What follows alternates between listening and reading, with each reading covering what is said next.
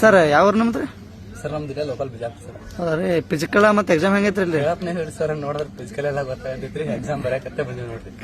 ನೋಡ exam eight ಮಾಡ್ತತಿ ನೋಡ್ರಿ ಸರ್. ನೋಡ್ರಿ ಸರ್, ರಿಸಲ್ಟ್ ಚೆಕ್ ಮಾಡಿ ಸರ್, ಆಗಲ್ಲ ಗೊತ್ತಾಯ್ತು. ಆಯ್ತು ಸರ್, ಥ್ಯಾಂಕ್ ಯು.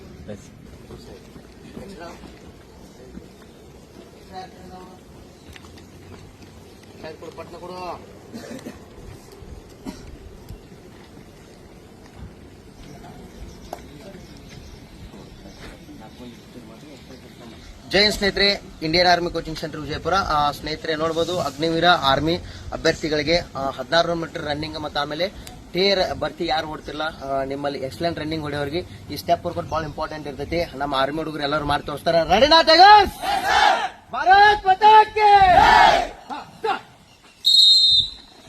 ಜೈ!